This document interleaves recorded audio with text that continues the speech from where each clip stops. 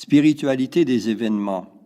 Conférence donnée par Sœur Jeanne d'Arc de Mers à Spiri Maria en l'année 2003. Toute famille a un esprit qui lui est propre. Cet esprit se transmet des parents aux enfants par voie héréditaire, mais surtout à travers le vécu quotidien. Lorsque deux fiancés projettent de fonder un foyer, ils doivent consentir à unifier les valeurs essentielles de l'esprit qui leur est propre. Et c'est cet esprit unifié qu'ils transmettront à leur tour à leurs descendants. Il en va de même de la famille des fils et filles de Marie qui germera dans son cœur immaculé. Il est tout à fait normal que Marie transmette son esprit à ses fils et à ses filles à travers l'instrument qu'elle a formé personnellement. Déjà, Marie-Paul porte dans son cœur certains principes de base qui caractériseront la famille des fils et filles de Marie. Au moment de rédiger les grandes lignes de la spiritualité de la famille des fils et filles de Marie, le Seigneur lui donne une orientation en faisant passer sur l'œil de son âme certains faits de sa vie personnelle qui serviront de base. On prévoit donc que Vie d'amour sera la source d'inspiration, la pierre d'assise qui soutiendra et guidera la vie spirituelle des membres, leur esprit et leur spiritualité. De plus, Marie-Paul reçoit du Seigneur 14 points majeurs qui se rattachent à l'événement providentiel et qui lui semblent d'une nécessité absolue pour comprendre ces événements et entrer dans le plan d'amour que Dieu projette sur chacun des membres. Elle constate avec étonnement que chaque point commence par un S. Ce sont, de la part de Dieu, la sagesse, le signe, le secret et le sceau divin. De la part de l'homme, la souplesse pour voler au moindre souffle de Dieu, la recherche du silence, la soif du surnaturel, l'esprit de sacrifice, l'abandon dans la souffrance, la soumission au supérieur, être serviteur ou servante, pénétré de vie et de sciences spirituelles qui conduisent à la sainteté. Tout est brièvement expliqué à la page 62 de Vie d'amour, appendice, volume 2. La communauté des fils et filles de Marie devra donc, avant tout, être une vie et un chant d'amour, un appel et un élan, une louange à la suite du Christ rédempteur et de Marie co-rédemptrice. L'amour véritable produit une liberté intérieure qui pousse à toujours vouloir plaire à l'être aimé. Saint Augustin disait « Aime et fais ce que tu veux ». Il ne s'agit pas d'aimer et de faire tous nos caprices. Si nous savions aimer Dieu et le prochain comme il le désire, nous n'aurions pas besoin de loi sur la terre. L'amour de Dieu serait l'unique loi qui guiderait nos désirs et nos actions dans la joie et la paix d'une conscience sans reproche.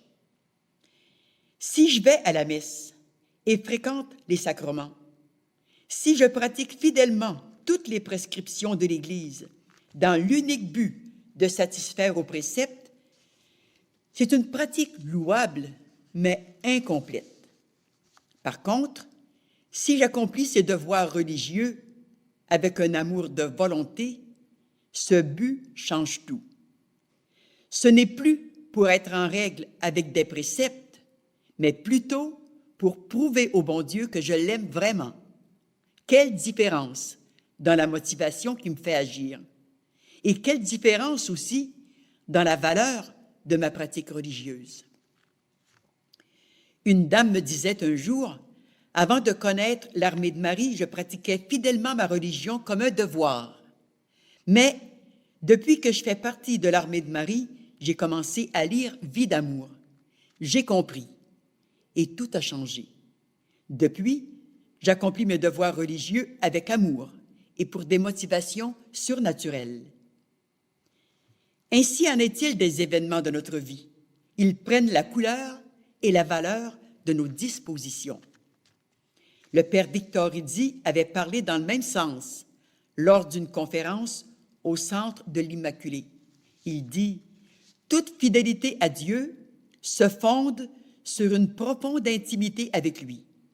S'il en était autrement, lorsque Dieu interviendra d'une manière déroutante, d'une manière qui ne correspond pas à nos désirs et bouleverse nos espoirs, ce qui est sa conduite habituelle, on ne comprendra plus rien à son action et on risquera d'échouer. Que d'âmes, précise-t-il, déroutées par une épreuve inattendue, ont quitté Dieu dans un moment de révolte. Elles n'étaient pas demeurées aux écoutes du Seigneur et elles s'étaient rendues incapables de percevoir le motif secret de son action dans leur vie. Ces paroles ne peuvent mieux exprimer la pensée de Marie-Paul et refléter sa propre expérience. Ce que Marie-Paul nous propose comme principe, elle l'a pratiqué à un degré héroïque toute sa vie. Remarquons que la spiritualité des événements providentiels implique toujours deux parts, celle de Dieu et celle de l'homme.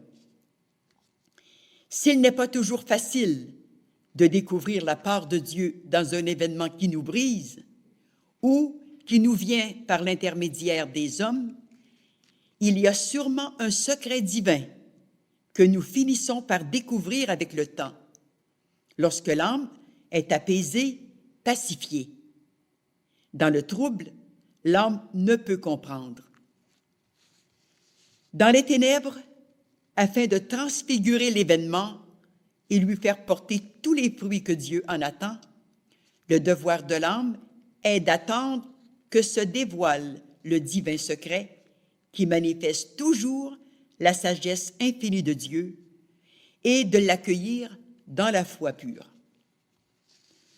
Marie-Paul est pour tous les membres de la famille le livre ouvert dans lequel ils peuvent lire et comprendre ce que Dieu attend de chacun d'eux en ce temps du pré-royaume et de la co-rédemption.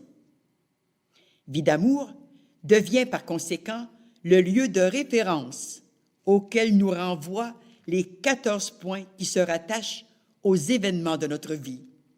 Nous les retrouvons tous dans une application concrète dans la vie quotidienne de Marie-Paul. Il ne sera pas nécessaire de parcourir tous les volumes de Vie d'amour pour trouver les exemples pratiques que nous cherchons. Dans les seuls événements relatifs à son séjour à Sainte-Agathe-des-Monts et à son départ, nous retrouvons sans cesse l'application des points mentionnés dans Vie d'amour, appendice, volume 2, page 62. Sans suivre l'ordre de ces 14 points, vous les reconnaîtrez dans la relation des faits. Depuis 1961, Marie-Paul demeure chez sa cousine Simone avec ses enfants, et tout est paix et joie. En septembre 1962, l'époux de Marie-Paul revient au foyer, mais ses bonnes intentions sombrent un mois après.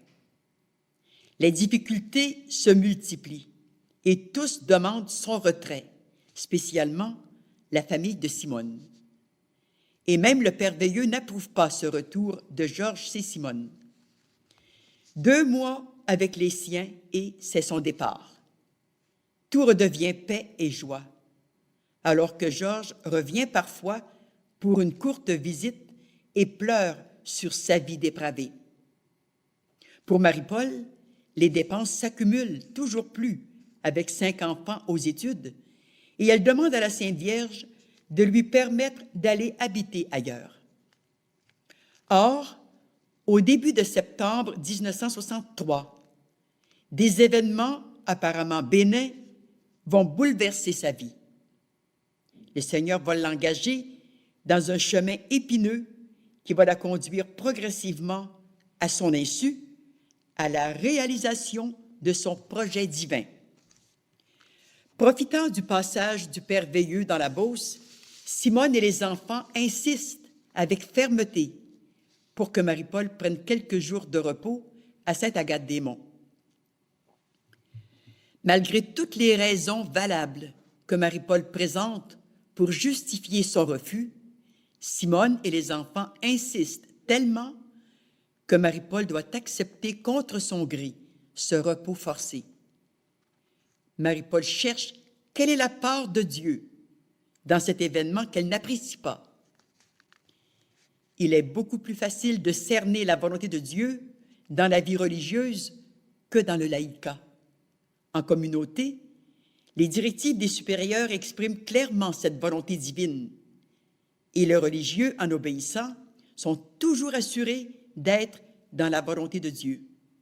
C'est une sécurité morale que les laïcs n'ont pas. Souvent, Marie-Paul doit chercher péniblement cette volonté à travers les événements.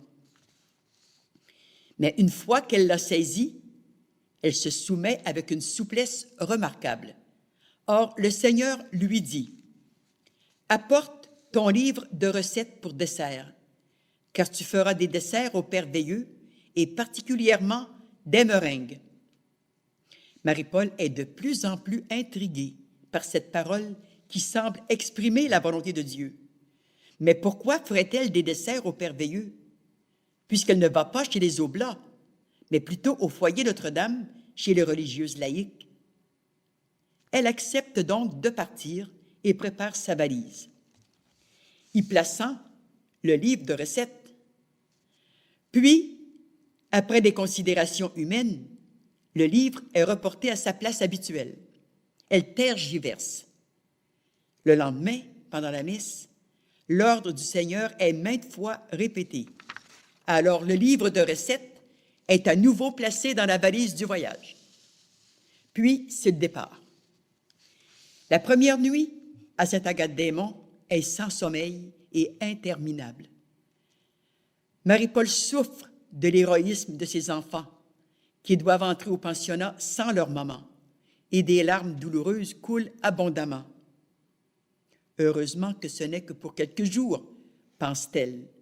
Elle n'ose croire qu'elle pourra enfin se reposer, faveur qui ne lui a jamais été possible.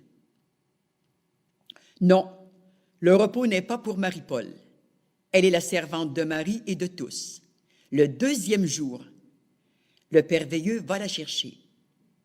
Arrivée au monastère, elle voit l'infirmière dans le bureau du Père qui lui demande si elle veut aider à la cuisine pour faire les desserts pendant quelques jours, car il ne reste que 2 religieuses qui quittent définitivement le monastère, qui hébergent en plus des malades et des retraitants. Sur un personnel de 10, il ne restera que 4 nouvelles jeunes filles. La situation est dramatique. Adieu le repos. Malgré un pincement au cœur, il y a de quoi à la faire sourire en se rappelant la demande du Seigneur. Tu feras des desserts au Père Veilleux. La voilà donc au travail après 3 heures de sommeil, malgré la fatigue, le peu d'alimentation et le souvenir douloureux de ses chers petits si loin. Les jours passent et elle doit prolonger son séjour. Elle mesure la gravité de la situation. Rien d'invitant. Pendant ce temps, le Père Veilleux fait des recherches pour obtenir du personnel, mais sans résultat. De son côté, Marie-Paul reçoit des lettres qui la supplient de retourner rapidement. Quel déchirement! Le 13 septembre, le Père Veilleux appelle Marie-Paul à son bureau pour lui dire « Je vous demande, au nom de Marie, de prendre la direction de cette maison. » Le Père Veilleux n'a pas mesuré la force impétueuse de l'amour maternel, capable de renverser tous les obstacles. La réponse ne se fait pas attendre. « Quoi? Mais vous savez bien que c'est impossible, mon père. J'ai 5 enfants, et le devoir d'une maman est d'être auprès de ses enfants. Et puis, je n'ai pas la santé pour diriger une telle maison. surtout en des circonstances si difficiles. De plus, je n'ai aucune expérience de ce genre. Et où iraient mes enfants pendant les vacances de la Toussaint, de Noël et de Pâques? Qui va s'occuper de leurs vêtements? Ils n'ont pas de père. Qu'on ne leur enlève pas leur mère, au moins. Non, c'est tout à fait impossible et je ne peux pas croire que ce soit la volonté de Dieu. Je regrette, je m'en vais demain. Aucune motivation humaine ne pourra vaincre cette volonté bien déterminée. Marie-Paul quitte le bureau du Père, bien résolue de partir le lendemain. Mais si c'était la volonté de Dieu, quel serait son signe? C'est important de reconnaître les signes de Dieu dans les événements qui parfois nous bousculent. Le soir, à 20h, un frère vient lui demander de préparer le souper pour le père Roger Massicotte qui vient d'arriver. Marie-Paul reste bouche bée en le voyant, car il est le parfait sosie de son père. De plus, ce nom ne lui est pas inconnu. Il réveille certains souvenirs. En effet, le père Massicotte connaît plusieurs membres de la famille de Marie-Paul. Il lui demande ce que signifie sa présence au monastère. Marie-Paul lui raconte alors la grande difficulté de trouver du personnel pour cet établissement, sa situation familiale et son départ projeté pour le lendemain. « Venez avec moi au parloir, dit-il, j'ai à vous parler. » Pendant 3 heures, Marie-Paul répond à ses multiples questions, après quoi le père conclut. « Votre devoir est de rester ici et de prendre la direction de la maison. Ce sont là des événements que Dieu a placés sur votre route et vous devez les suivre. Vous devez prendre une décision irrévocable et c'est oui. Dieu fera le reste, je vous le promets. La Sainte Vierge va vous amener vos enfants ici avec vous. » Marie-Paul fait comprendre au père les difficultés qu'une telle décision pourrait comporter. La question des études de ses enfants dans ce milieu. Comment déplacer 5 enfants sur une distance de 300 000 ou 415 km sans argent et sans aucune possibilité? Elle lui souligne que ces perspectives sont impossibles. Mais le père ne désarme pas. « Je vous promets que votre mari viendra se relever ici un jour. Croyez-moi, marchez selon la foi, sans comprendre. » La volonté de Dieu semble clairement exprimée par la bouche de ce père. Dieu exigerait-il ce suprême sacrifice pour la conversion de son mari? Marie-Paul, habituée à voler au moindre souffle divin, une fois rassurée que telle est bien la volonté de Dieu, accepte avec souplesse cette volonté divine, même si elle lui impose un cruel déchirement. Mais le secret de Dieu dans cet événement demeurera caché aussi longtemps que des événements futurs ne viendront pas le révéler. Pour l'instant, c'est la foi pure qui est exigée et l'abandon dans la souffrance et le sacrifice. Le 21 septembre, le père Veilleux, l'infirmière et Marie-Paul se dirigent vers Québec et Saint-Damien afin de permettre à celle-ci de voir ses enfants un peu déconcertés par sa décision. Par la même occasion, ils se rendent chez Simone qui souffre visiblement. Quant à maman Laura, habituée aux exigences divines, elle accepte la situation. Mais c'est dans les larmes qu'elle fait ses adieux à sa fille. Le désarroi des siens se répercute dans le cœur de Marie-Paul. Mais la volonté de Dieu doit supplanter les élans contraires, les hésitations et les regrets. Marie-Paul doit marcher dans le noir. Tout est terriblement noir. Mais la Sainte Vierge survient au bon moment pour ranimer l'espérance et la joie de sa fidèle servante. Au moment où le trio quitte la quai de chemin pour Sainte-Agathe-des-Monts, Marie-Paul, avec l'œil de l'âme, voit dans la voiture la Vierge Marie placée d'une façon bien étrange. Voici comment elle raconte ce fait. « Tout le long du trajet, je vois la longue robe blanche de Marie debout sur le siège en avant. Le toit de la voiture ne dérange en rien la vision que j'en ai. Ce sont les lignes contours et la robe blanche que je vois, et je sais de façon certaine que c'est Maman Marie. Il en sera ainsi jusqu'au monastère. Comment douter de la volonté de Dieu dans cette exigence d'une direction laïque chez les Oblats?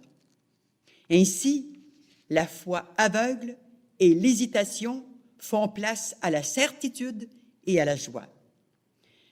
Le travail commence dans un contexte délicat et très difficile. Marie-Paul va expérimenter dans ce milieu particulier toutes les nuances et tous les aspects de la vie commune, car la réforme intérieure, ignorée de plusieurs, n'a pas préparé tout le personnel à vivre harmonieusement en groupe. Ce qu'elle en dit dans Vie d'amour doit devenir un sujet de réflexion pour chacun de nous, car tous nous vivons en compagnie de quelqu'un, que ce soit dans nos familles ou dans nos milieux de travail. À titre d'exemple, elle cite un fait particulier.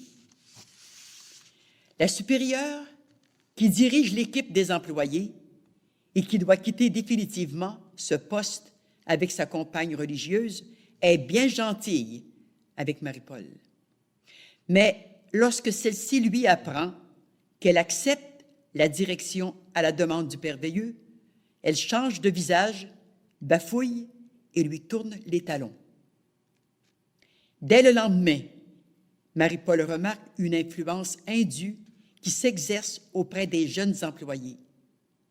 La situation devient si délicate que le Père Veilleux juge bon d'avancer de 15 jours le départ de la supérieure. Pour compliquer la situation, voici que les 4 jeunes filles en service depuis l'été donnent leur démission ensemble. Elles n'ont rien à reprocher à qui que ce soit, disent-elles, mais il leur faut agir ainsi. Marie-Paul n'est pas dupe. Elle se doute bien de l'origine d'une telle décision, mais elle attend et continue ses bontés envers elle.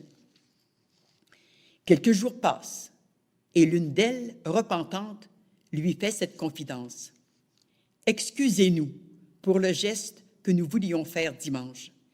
C'est Sœur supérieure qui nous avait fait promettre de nous en aller ensemble et d'attendre 15 jours après son départ afin que personne ne se doute de son exigence. »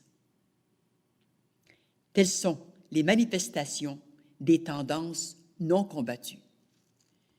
Notre expérience personnelle prouve que nous pouvons tous être vulnérables à nos heures de désenchantement et suivre la pente de nos penchants naturels.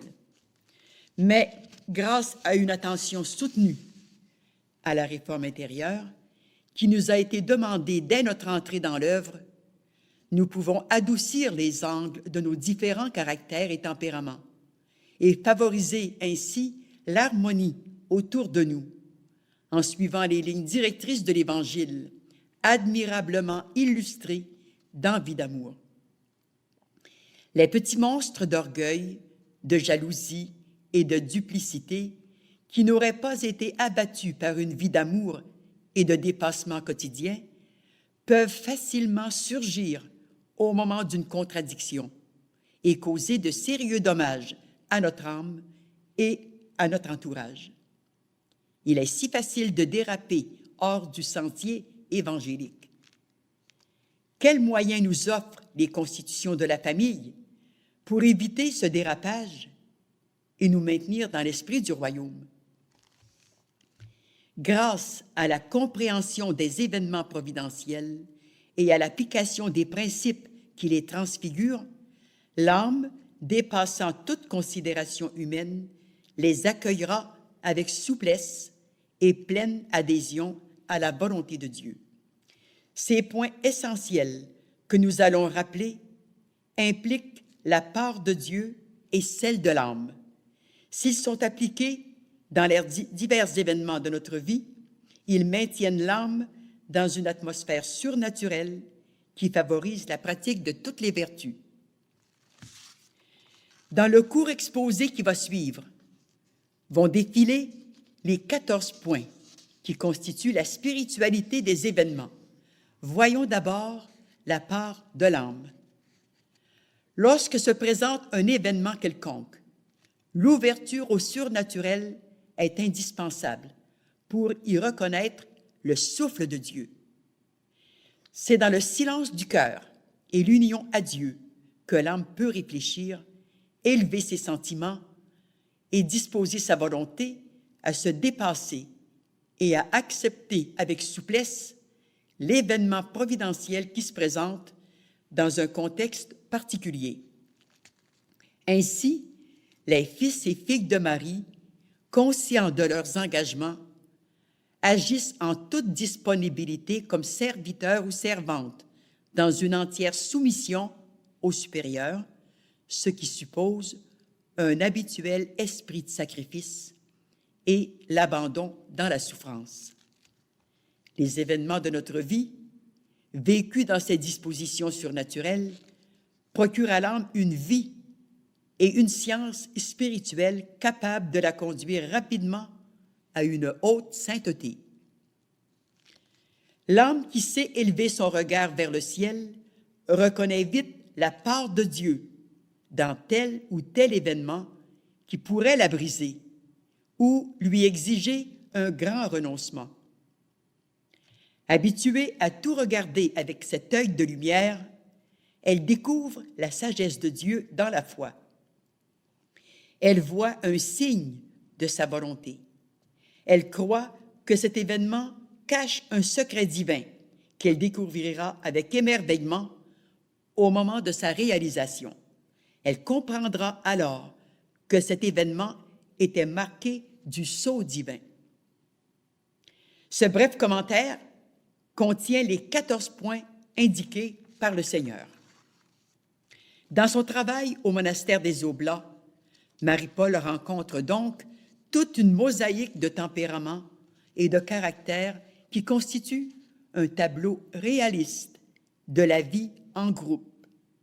Il va de soi que le poids d'une telle charge, avec toutes ces réalités quotidiennes, auxquelles s'ajoute une fatigue extrême, des périodes de grande noirceur, exige de Marie-Paul un héroïsme de tous les instants. Malgré les difficultés et les frottements de caractère, Marie-Paul aime cette ambiance, car il y a aussi des aspects positifs merveilleux et des richesses communes dans toute vie en groupe, tant dans la vie familiale que dans le milieu de travail. Elle a la consolation de voir des jeunes filles évoluer dans la bonne voie, redresser leurs tendances et améliorer leur caractère. Marie-Paul sait qu'une réforme intérieure soutenue est la condition indispensable pour réaliser une véritable famille dans le style de l'Évangile et du royaume à venir.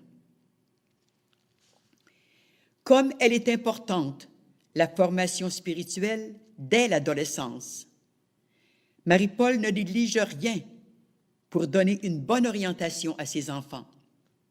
André, âgé de 18 ans, est déconcerté par la décision de sa mère qui a consenti, devant l'évidente manifestation de la volonté de Dieu, à travailler à Sainte-Agathe-des-Monts. Mais il croit qu'elle a subi l'influence du père Veilleux et de l'infirmière. Ce grand garçon, mais jeune encore, du séminaire où il étudie, adresse une longue lettre au père Veilleux dans laquelle il conteste énergiquement cette décision. Il y va de tous les arguments possibles en faveur de son plaidoyer. Il craint la dislocation de la famille, déjà si éprouvée. Marie-Paul, ayant lu cette longue lettre, lui écrit aussitôt pour lui montrer la portée spirituelle de cette situation. Voici quelques extraits de cette lettre qu'elle lui adresse le 13 octobre 1963. Cher André, le Père Veilleux est revenu hier d'un voyage à Québec et me donne de tes nouvelles. Il me remet une longue lettre que tu lui as écrite et qui ne me surprend guère, surtout après ce que tu m'as dit au téléphone dimanche dernier. Je veux considérer avant tout le cœur qui parle et veux garder un être cher qu'il aime et dont il a besoin. Je veux aussi considérer les 18 ans de mon grand garçon, qui se veut le défenseur des siens, étant l'aîné de la famille et qui entend faire valoir ses droits. Tu n'es pas un révolté, dis-tu, mais réaliste. Je te concède ce droit, mais je regrette une chose primordiale que je ne retrouve pas chez toi. Tu juges tout avec ta simple raison humaine, sans élever les yeux pour réaliser qu'il y a un Dieu qui mène. Ton œil n'est pas surnaturel, et je le regrette beaucoup, car une vie basée sur la simple raison humaine est une vie manquée. Cette épreuve qui te terrasse va te mûrir dans la voie de la vérité et de l'abandon si tu sais t'incliner devant Dieu et Marie et prononcer ton fiat. Toute ma vie a été une répétition de fiat, et je continuerai ainsi pour la plus grande gloire de Dieu et de Marie. Cher André, ce n'est pas notre bon Père Veilleux qui m'oblige à rester ici.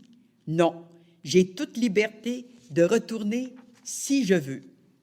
Tu veux ta maman, dis-tu, mais elle est à toi plus que jamais, surtout dans l'ombre de ce monastère où elle travaille pour ton bien et pour le sien. Tu désires, mon grand, garder ton foyer chez Simone, et je te comprends. Mais n'as-tu pas pensé que ton père ne tardera pas à se relever? N'as-tu pas songé que c'est encore vers sa femme qu'il retournera, et cette fois dans un autre milieu, dans une autre ambiance, où il pourra refaire le plein spirituel dans l'ombre, dans une bonne maison, loin de tous ceux qui le connaissent. S'il venait ici, ce serait l'idéal pour lui. Depuis 1 an, je sais que ton père doit se relever dans le monastère des Oblats avec le Père Veilleux. Ce que j'ignorais, c'est que j'y serais, moi aussi. Mais je comprends que pour qu'il y vienne, il faut qu'un autre attrait pour lui y soit déjà rendu. Sache bien que si je n'avais pas accepté de rester ici, j'aurais tout manqué en ce qui concerne ton père. Je ne m'attendais pas à cela lors de mon voyage. Si tu avais été ici à ce moment-là, tu aurais vu le doigt de la Sainte Vierge en tout ça. Le bon père Massicotte, avec qui j'ai causé pendant 3 heures et qui connaît toute la famille, m'a dit « Ma petite, votre place est ici. Soyez sans inquiétude pour vos enfants. Ils comprendront et vous aimeront davantage, car l'heure n'est pas loin maintenant. » Et pour élargir ses horizons, Marie-Paul ajoute encore ce petit commentaire de nature à le faire réfléchir. N'oublie jamais ce qui suit. Si tu exiges de ta maman de retourner à Sainte-Germaine et de vivre entre 4 murs, dans un silence et une souffrance intérieure que je ne peux t'expliquer, c'est devant un tombeau que tu devras t'incliner avant longtemps.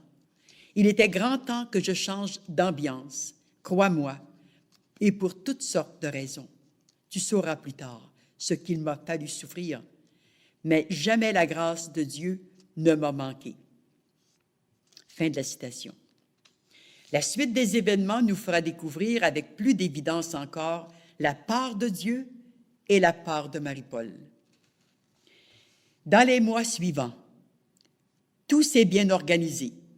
Les filles sont venues vivre avec leur mère. Les 2 garçons étudient au petit séminaire de Québec. Plus d'1 an après, la vie d'équipe n'étant pas facile en ce lieu, les enfants désirent plus que jamais un renouveau familial dans une autre ambiance. Pour répondre à leurs désirs, Marie-Paul écrit à l'Hôtel-Dieu de Montréal, où, en 1940, elle a commencé ses études comme infirmière, afin d'obtenir 3 places pour Louise, Michel et elle-même, comme aide-garde-malade. Le soir, elle fait part de sa décision au père Veilleux, qui, sous l'effet de la surprise, parle peu. Mais il lui téléphone ensuite pour lui dire « Soyez prudente, songez-y sérieusement.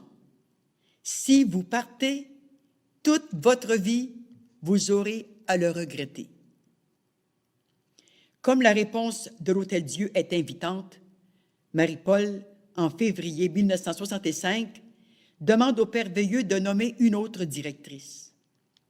Dans les jours suivants, le Seigneur semble confirmer les vues de Marie-Paul qui entend « À la cuisine, tu n'y seras même pas 2 ans. » Puis elle entend encore « Bientôt Georges se relèvera et il viendra au monastère. » C'est à n'y rien comprendre.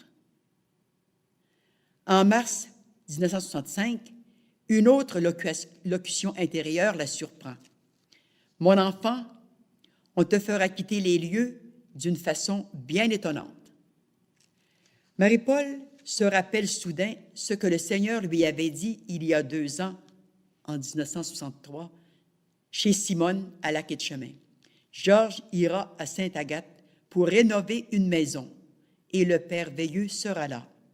Or, précisément, le père qui avait été nommé supérieur avait dit quelque temps auparavant que l'autorité provinciale songeait à rénover la grande maison des retraites. Tant de choses semblent contradictoires en tout cela. Il ne faut pas chercher à comprendre. Les événements providentiels clarifieront tout. Depuis 3 mois, les enfants attendent avec joie l'arrivée du papa. C'est le 13 mai, il est 12h15, quand Marie-Paul reçoit un appel de Saint-Georges-de-Beauce. C'est Georges, son mari, qui la supplie de le sortir de ce milieu infect. « Viens me chercher, dit-il, je n'en peux plus. Je veux me relever. Si tu savais ce que je souffre, je ne veux plus de cette vie maudite. Je suis prêt à tout pour me relever. Viens vite, de grâce. Ne me laisse pas ainsi. » Cet appel survient en la fête de Notre-Dame de Fatima, et c'est la réalisation de la promesse faite le 13 septembre 1963 par le père Massicotte, afin d'obliger Marie-Paul à accepter la direction des employés chez les Pères Oblats de Marie Immaculée à Sainte-Agathe-des-Monts. C'est aussi la réalisation des paroles du Seigneur exprimées quand elle vivait chez sa cousine Simone. Georges ira à Sainte-Agathe pour rénover une maison et le père Veilleux sera là. De plus, le père Roger Massicotte était précisément à Lac-Etchemin quand Marie-Paul est allée chercher Georges, venu la retrouver chez sa mère. Georges est donc allé au monastère auprès de sa femme et de ses filles. Le lendemain, il s'empresse de visiter les lieux à rénover, puis il se rend auprès du père Veilleux pour faire sa confession générale. Il retrouve sa femme et il exulte de bonheur. Mais une lourde croix pèse sur cette famille.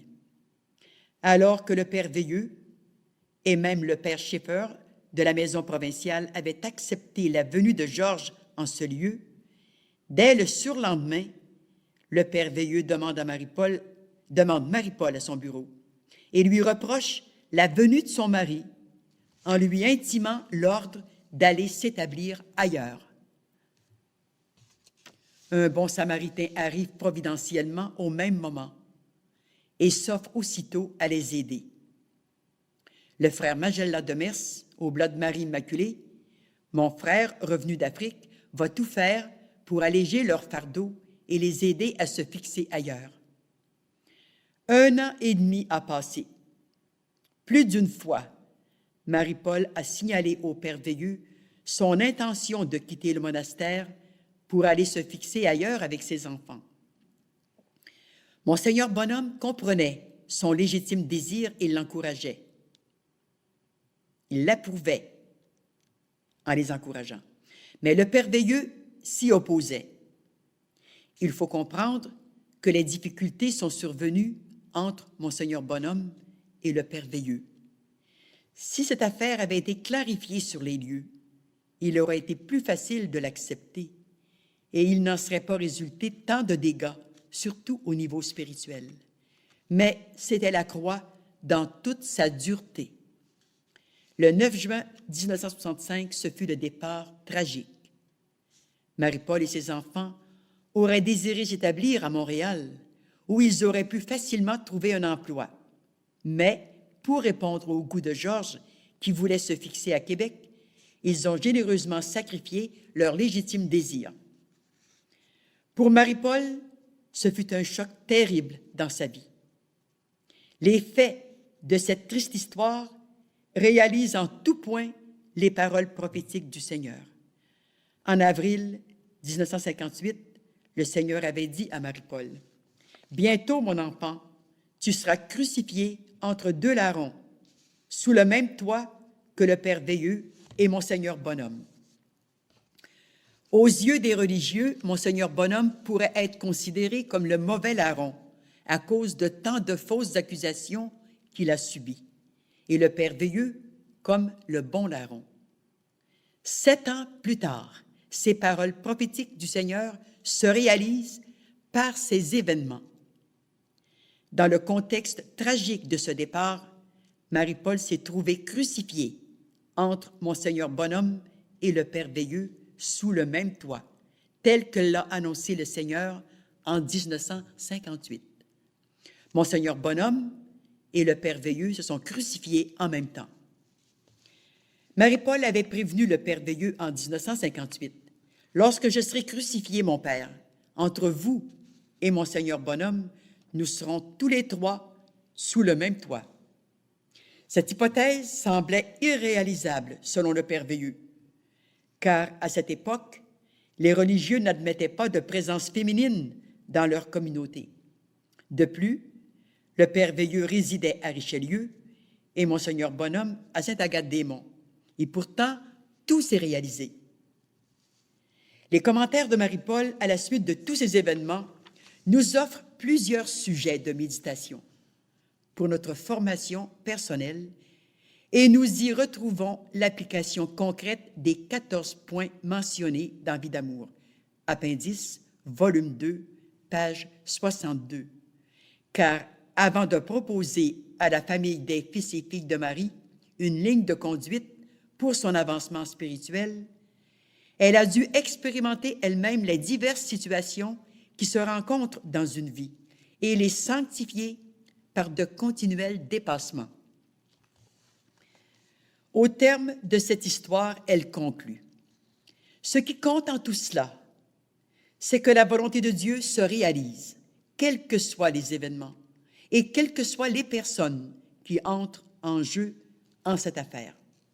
Ce ne sont pas les difficultés des derniers temps qui vont me faire oublier les 8 années de dévouement inlassable et de direction spirituelle du Père Veilleux.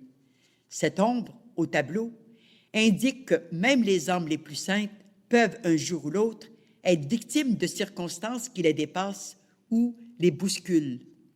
Toute notre vie, nous sommes vulnérables et le Seigneur peut se servir d'une imperfection, d'un défaut contre lesquels l'âme a bien travaillé pour favoriser plus d'humilité encore et réaliser ses desseins d'amour sur les âmes. Étant victime, il fallait que ces choses s'accomplissent et aujourd'hui, j'en remercie le Seigneur. Je subis les effets de ce choc terrible, mais je n'ai aucun ressentiment contre le Père. Mais je sais qu'avec le recul du temps, je tirerai profit de cette situation et je serai heureuse de l'avoir vécue. Ce qui compte, c'est la science spirituelle qui s'acquiert. C'est la purification de l'âme. C'est l'amour qui rejaillira un jour avec plus de force encore. Quelle était la part de Dieu dans ces événements? Avec le recul du temps, Marie-Paul perçoit l'ensemble des situations qui ont chambardé sa vie et compromis le bonheur de sa famille. Elle en sort enrichie de la sagesse de Dieu, découvre les signes et la lumière dans son divin secret, car c'est à travers tout ce labyrinthe de situations difficiles et de contradictions que le Seigneur lui ouvrait la route vers sa mission. C'est 4 ans après son installation au 2040 de la 26e rue, dans la paroisse Saint-Pédis, que Marie-Paul découvre enfin le secret de Dieu et voit son sceau divin sur les événements qui l'ont conduite en ce lieu. Le 23 février 1969, elle écrit dans Vie d'amour. Au cours de l'été 1963, alors que je demeurais à Lac-Etchemin, je m'entretenais souvent avec ma cousine Simone du lieu où allait éclore l'armée de Marie. Avec l'œil de l'âme, je voyais de chez Simone, où j'habitais, en direction de la droite, cette grande résidence dominant la région, ayant au bas de la longue côte où elle était sise un cours d'eau assez important, un lac peut-être. D'après mes indications, Simone me disait « Ce sera chez ton frère Claude, de l'autre côté du lac. » « Non, lui dis-je, c'est la même route pour s'y rendre, mais le terrain de mon frère n'est pas suffisamment élevé et la résidence sera beaucoup plus grande. Les choses en restent là.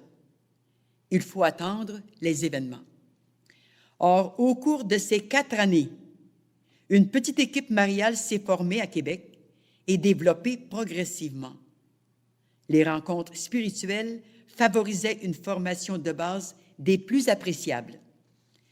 Le 27 janvier 1969, pendant la messe, Marie-Paul voit tout à coup 4 religieuses et 3 laïcs groupés autour d'une longue table dans une pièce rectangulaire. Il s'agit des 4 sœurs de la Charité, membres de l'équipe mariale, avec Marie-Paul, Fernande et Gemma. Elle informe sœur Sainte-Jacqueline de la possibilité d'une rencontre ce jour-là. À la suggestion de celle-ci, les 7 femmes indiquées se réunissent au grand parloir à la maison généralice.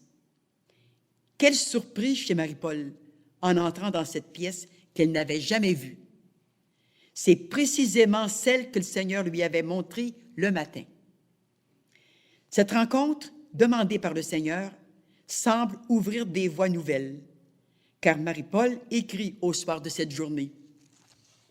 Si le 14 septembre 1968 marquait l'aurore de l'ère mariale, ce soir, je le sais, nous entrons dans une autre phase. Une porte vient de se fermer et une autre s'ouvre, toute grande, aux dimensions de l'humanité. C'est une ère nouvelle, c'est l'ère mariale. Je vois, avec l'œil de l'âme, devant nous, ce soleil merveilleux, resplendissant, dont les rayons s'étendent sur le monde. Comment cela se fera-t-il? Dieu seul le sait. Nous sommes 7 et nous suivrons les événements. Le 21 février suivant, Marie-Paul poursuit ses réflexions sur le sujet. Or, ce soir, je pense aux événements qui ont permis d'ouvrir la voie vers l'œuvre que sera l'armée de Marie, et cela à notre insu. Je retrouve alors la foi des patriarches qui, comme nous, ont marché, accomplissant sans savoir les vues que Dieu avait sur eux. Comment comprendre le Seigneur dans ses voies qui ne sont jamais les nôtres? J'en suis là de mes pensées, quand, à ma grande surprise, le Seigneur me montre le tableau du site qu'il me présentait du temps où je vivais chez Simone, suivi de celui où je demeure actuellement. Tout à fait identique, sauf ce plateau plus élevé sur lequel est sise la maison généralice et au bas duquel coulent les flots du majestueux fleuve Saint-Laurent. Cette maison généralice des Sœurs de la Charité de Québec, où vient d'éclore discrètement l'œuvre que sera l'armée de Marie. Je crois n'avoir jamais connu un étonnement aussi grand à cause des indications divines. Quelle merveille de précision! Ce soir, le voile se déchire pour m'indiquer dans toute sa beauté la réalisation des prédictions divines. Fin de la citation. Eh bien, c'était le secret de Dieu et la marque de son sceau divin dans cet ensemble d'événements bouleversants qui ont conduit Marie-Paul en ce lieu bien précis de Québec qui est devenu le berceau de l'armée de Marie et où elle a vécu 35 ans, de juin 1965 au 18 mars 2000. C'est en marchant résolument sur les traces de notre maman et en appliquant les principes surnaturels qu'elle nous propose, tant dans les situations complexes et pénibles que dans les divers événements de notre vie, que nous favoriserons la pleine réussite de notre vie spirituelle et l'épanouissement d'une véritable vie d'amour.